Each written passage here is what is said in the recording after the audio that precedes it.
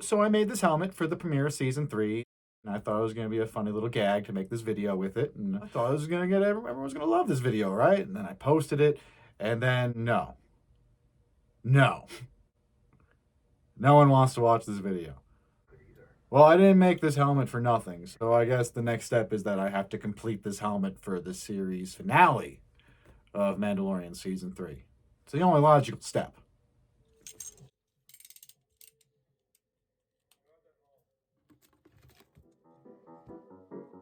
So the first step was to cut out the cheek segments of the helmet and do them individually.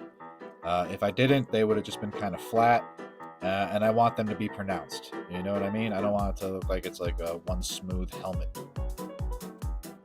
After that, I went around the entire helmet and covered it with masking tape and Elmer's glue.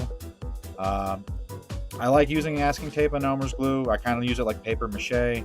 I find it's really easy to work with. It's relatively cheap. You don't really have to get good masking tape because the glue is what's going to hold it down. It dries really solid. It's easy to work with. Um, yeah, it's what I primarily use in most of the stuff I make when I make armor or like any other kind of like cosplay pieces.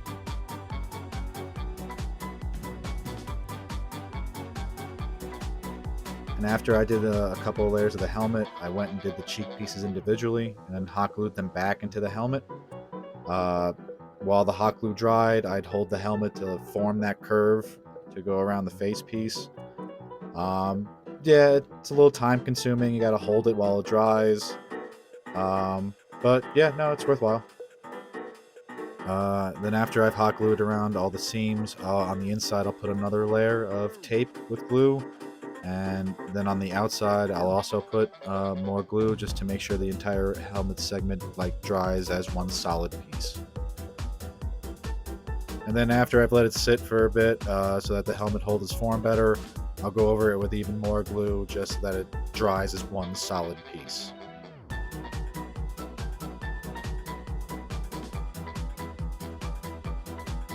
After the glue is dried and cured for about 24 hours, I'll then take a razor knife around it just to get any edges of tape that came up while it was drying, just so there's no like little sharp pieces.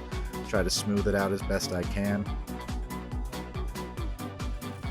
After I've gone around it and got all the tape edges with the razor knife, I'll then go and sand around the entire helmet with a relatively coarse ground sandpaper. Uh, I go with a back and forth motion just to get it started, and then after that, I go in a circular pattern uh, to give it like that smooth, rounded look to it. Uh, just go around, see any like pieces that overlap. Yeah, just try to get it to look like it's one solid piece of metal as possible. And then after that, I decided I needed to build the rangefinder. After I looked at the helmet, I just really, really wanted the rangefinder. It's always been my favorite style of Mandalorian helmet. That's always why I thought like Boba Fett always looked like a classic OG. So yeah, I took a Cheez-it box. I traced out a couple of pieces that what I thought would look like together. That lucked out actually. I taped them together. Same thing, hot glued on the inside. Went around it with glue so it dried solid. To make the stem of it, I took two Bic pens, just took out the insides, and then went around them with masking tape and glue. A couple different layers of glue just so that it dried as one solid piece. And then, two empty pens, so I was able to wire it. I took a old Gatorade cap because I couldn't figure out how to make it, to give it that motion that you can move it up and down. So I figured if I took a Gatorade cap and cut out the side, I can wire through a pen cap and then in through the pens themselves and then glue the pen into place into the Gatorade cap. I don't know if any of the words I'm saying make sense, but yeah, it kind of worked out. I'm really happy. I used an LED light, put it through the rangefinder, and yeah, glued everything together, and then yeah, it lucked out. So after I built the rangefinder, I had to figure out how I was going to have it hold itself up under its own weight when I wasn't using it. So I got some button neodymium magnets, and then I glued one to the base and then one to the bottom of the rangefinder, like right above where the Gatorade cap is. I then wired it through the side of the helmet, hot glued the base of it to the side of the helmet as well, and then held it in place till the glue dried. And yeah,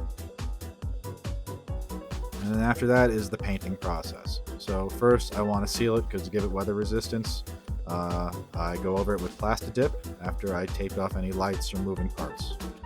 I then go over it with hammered silver, so if there's any bleed through from paint, it just looks like battle damage and Spaskar coming through. Then I have to choose my color scheme. Personally, I like green and orange, so I go over the visor with some forest green, go over with a couple of layers,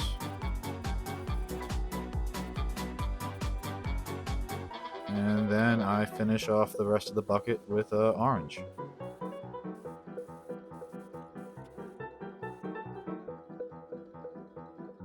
And then, yeah, that's my bucket.